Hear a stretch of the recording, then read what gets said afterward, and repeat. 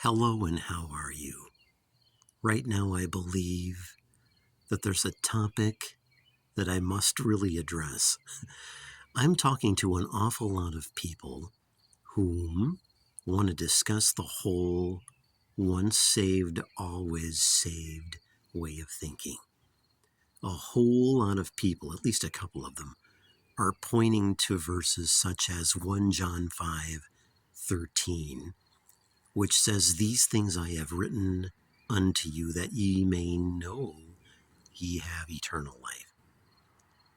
Some people think that just believing is just enough. Saying a prayer to Jesus is enough, and you're going to heaven.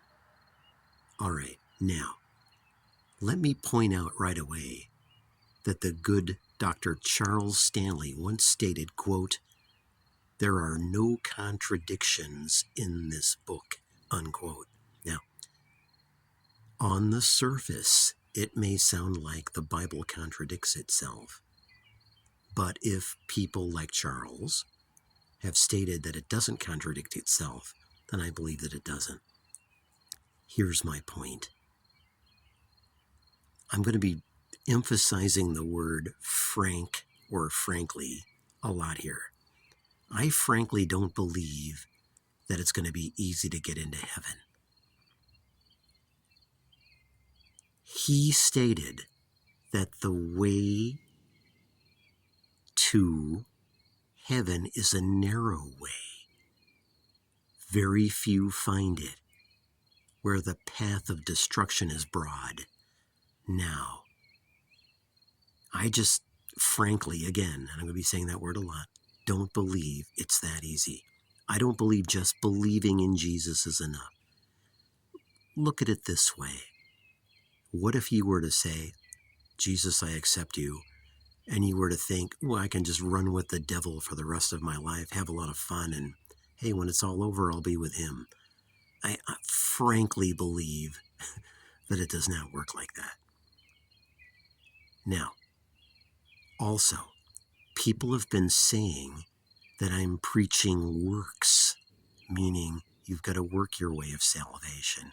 Yes, it's true what they're saying, that yes, it's a finished work on the cross that Jesus already did, and we don't add to it. I agree.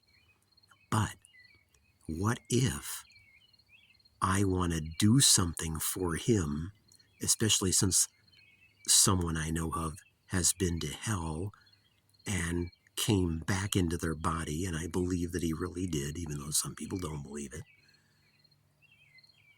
And why wouldn't Jesus say, hey, that thing about hell I was talking about, I wasn't kidding, I was serious. Why wouldn't he want to show somebody so that a lot of us could wake up and realize he wasn't kidding? I believe it's possible to go there, especially since Jesus said, if your hand offends you, cut it off. If your eye causes you to sin, pluck it out. Now, the bottom line is, we have got to be living holy, okay? We cannot live any which way we want, and we cannot adopt a way of thinking that says, hey, I'm saved, I'm good, I've got this ticket to heaven. It doesn't work like that. He wants us to be holy. Now, it's not adding works to the finished work on the cross, but here's what it really is, okay? Why does it say in the Bible, for example, present your bodies as a living sacrifice unto God, holy, blameless, and acceptable? There is a kind of works in the sense of sacrifice that's necessary. We give him our bodies a living sacrifice while we're still living, you see, holy, blameless, and acceptable. We can't live any which way we want. We can't just say, well, I believe, so I'm saved and I'm going to heaven. No. Frankly, again, there's got to be much more to it than that. Frankly, he must want us to live right. Take fornication. Can't do it. You've got to be married, okay? Let's not let's not beat around the bush on this thing, okay? I don't think any of us are going to heaven unless we're really doing everything he says. We have got to live holy. I can't stress enough. Holy, okay? That's hard to find these days. Have you ever listened to this? I don't want to say the word music because it doesn't deserve that word. That's coming out of cars these days. It's grievous. So many people are with the enemy and with the world, okay? What's he going to do? Say, oh, you said a prayer? Okay, I'll let you into heaven, I think not. I think we have to be thinking about him every day and night and looking up, for our redemption draws nigh. We have to be looking up, expecting his return, living every day like he's going to return that day, not like we can dance with the devil, which we can't, and think, well, he's going to take us with him. What if he doesn't? We've got to be meditating upon God.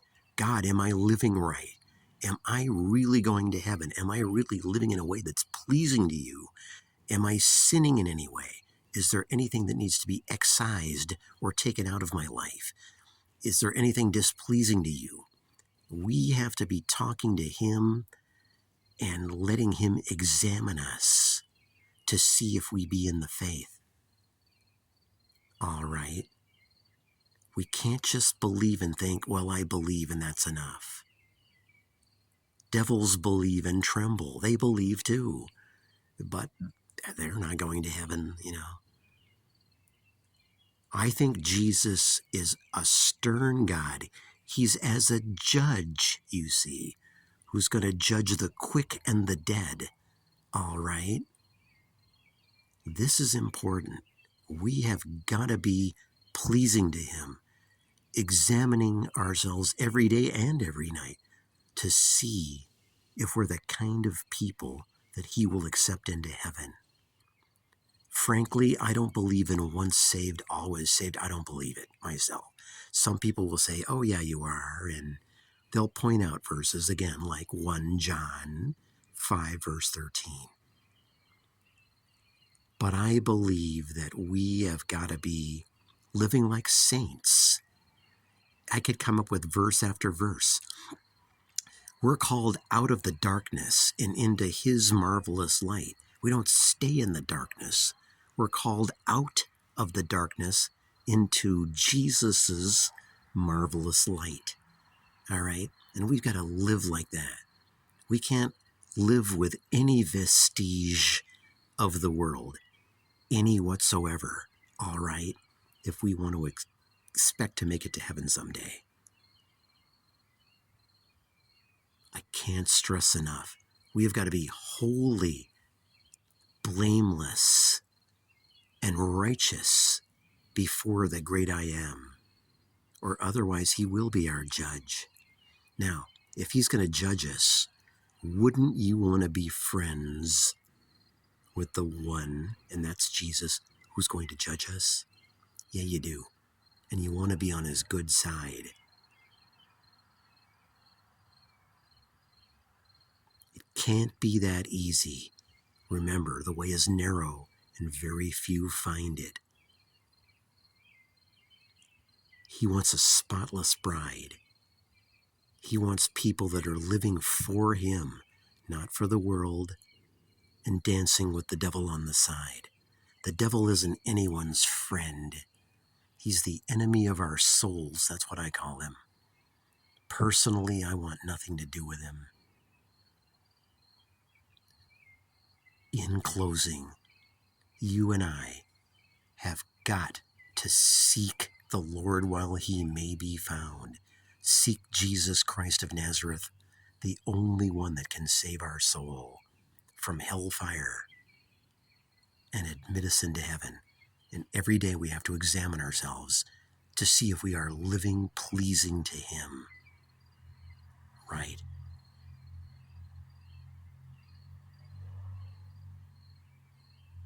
This is important. Our eternity matters, and it depends upon how we're living from day to day. We can't lie, cheat, steal, fornicate, do any of the things that he says we can't do. I would rather be safe than sorry, personally. I would rather myself just be as good as I can and not think, well, maybe I can get away with this, or maybe I can get away with that. What if you can't? Bottom line, and in closing, nothing would be worse than to go to hell and say, how did I get here? This wasn't in the brochure. And I feel for the people that are there, and they say, how did this happen? That's my mission in life, people, to tell people that Jesus isn't kidding. We have got to be holy before him. That's what I believe. All the days of our life, however short or however long he grants us here in this earth. We have to be good every day. Yeah. And do the best we can. I'll see you the next time, and until then, may Jesus Christ of Nazareth bless.